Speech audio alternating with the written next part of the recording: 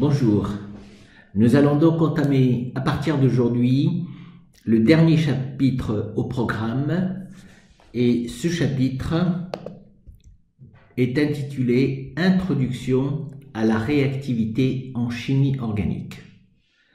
Je vous dis tout de suite que c'est un chapitre qui est assez important pour essayer de comprendre par la suite les réactions en chimie organique. Donc, je vous demande toute votre attention et votre concentration. Dans cette première audio, nous allons essayer de mettre en relief et de vous montrer quels sont les objectifs et l'intérêt de ce chapitre. Alors, vous savez que toutes les réactions chimiques, quelles qu'elles soient, que n'importe quel type de chimie, à partir du moment où on parle d'une réaction, ça veut dire quoi? Ça veut dire qu'on part d'un produit A pour obtenir un autre produit B. Et qu'est-ce qui se passe? On a des liaisons qui vont être coupées et d'autres liaisons qui vont être formées. Donc voilà ce qu'on appelle généralement, et d'une manière assez schématique, ce qu'on appelle une réaction en chimie organique ou bien une réaction en chimie tout court. Donc, la manière avec laquelle ces liaisons vont être coupées et la manière avec laquelle les liaisons vont être formées, pour essayer de les comprendre, eh bien, on s'intéresse beaucoup plus à ce qu'on appelle, dans ce cas-là, les mécanismes réactionnels. Les mécanismes réactionnels, donc ce que vous devez savoir, c'est que jusque dans les années 50, 1950, 1960, la chimie organique se contentait tout simplement d'étudier la réaction, mais pas d'étudier la manière avec laquelle la réaction se fait. Donc, à partir des années 70-80, on commence à parler de ce qu'on appelle la chimie organique moderne.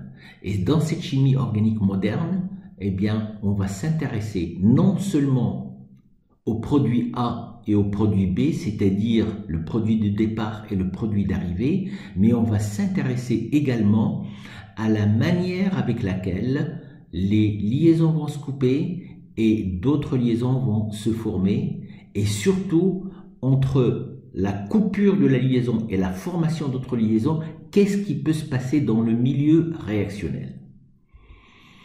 Donc, dans un premier temps, on va voir quels sont les types de rupture ou bien de cassure de liaison, comment les liaisons vont se casser et quel type de cassure on va avoir.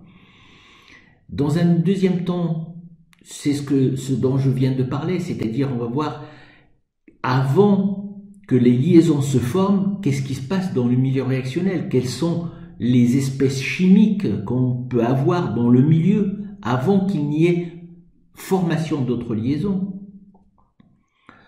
Ensuite, on va voir quel type de réaction, puisqu'il s'agit d'une réaction, on remplace un atome par un autre, est-ce qu'on va additionner, est-ce qu'on va éliminer, etc. Donc les types de réactions en chimie organique. Et on va s'intéresser également au cours de ce chapitre de quelque chose qui est essentiel, mais qui n'apparaît pas quand on écrit une réaction chimique. Très souvent, quand vous avez une réaction chimique, vous avez A plus B donne C plus D ou autre chose. B étant le réactif, A étant la molécule sur laquelle je veux faire la réaction, et C c'est le produit qu'on obtient. Mais on ne parle pas du milieu réactionnel, et le milieu réactionnel peut être extrêmement important. Malheureusement, on n'aura pas le temps de voir tout ce qui peut se passer dans le milieu réactionnel, mais par contre, on va voir l'essentiel, c'est-à-dire on va voir au moins le solvant, ou bien certaines substances qui vont aider les réactions à se faire. La notion de mécanisme réactionnel dont je vous ai parlé tout à l'heure, j'ai dit que qu'est-ce que c'est? C'est l'ensemble supposé des étapes. Vous remarquerez que j'ai mis ici le mécanisme réactionnel et l'ensemble supposé. Pourquoi supposé? Pourquoi? Parce que parfois, entre le produit de départ et le produit d'arrivée, on obtient des espèces chimiques, mais on n'arrive pas à les isoler, c'est-à-dire à les mettre en évidence de manière expérimentale, à les isoler, de les identifier.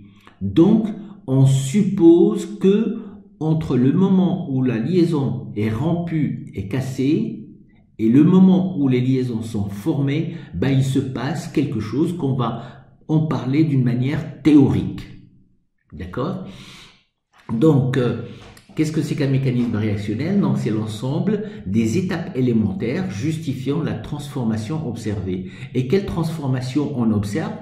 On observe qu'il y a des liaisons qui vont être coupées, d'autres liaisons qui vont être formées, il y a des atomes, des groupements d'atomes qui vont disparaître, qui vont se rajouter, etc. Et tout cela, on peut l'observer de manière expérimentale.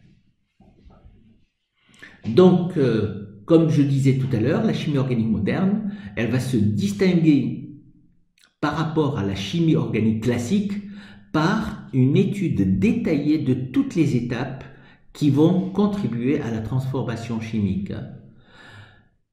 Et pourquoi on va s'intéresser justement à ce détail? Parce que comprenez bien que en chimie organique, il y a énormément de réactions qui peuvent se passer, beaucoup de réactions.